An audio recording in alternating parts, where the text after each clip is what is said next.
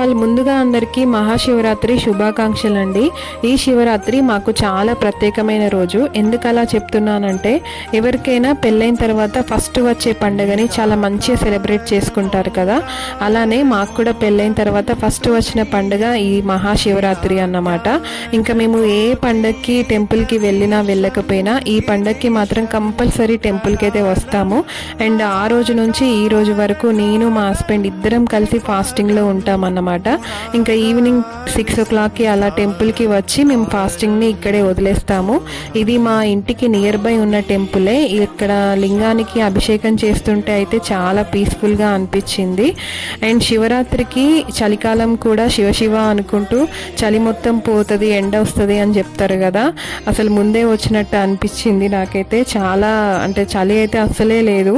మొత్తానికి సమ్మర్ అయితే స్టార్ట్ అయిపోయింది. అండ్ ఈ శివరాత్రి మేమైతే ఈసారి మా పాపతో ఇలా సెలబ్రేట్ చేసుకున్నాము. అండ్ మీరు కూడా ఫాస్టింగ్లో ఉంటారా? ఉంటే కనుక కామెంట్లో తెలపండి. అండ్ ఇంటికి వెళ్ళే దారిలో ఇలా టిఫిన్ సెంటర్ ఉంటే ఇక్కడ ఆగి టిఫిన్ చేసాము. మొత్తానికి టిఫిన్తో మా ఫాస్టింగ్ని వదిలేసాము. వీడియో నచ్చితే కనుక ప్లీజ్ లైక్ అండ్ సబ్స్క్రైబ్.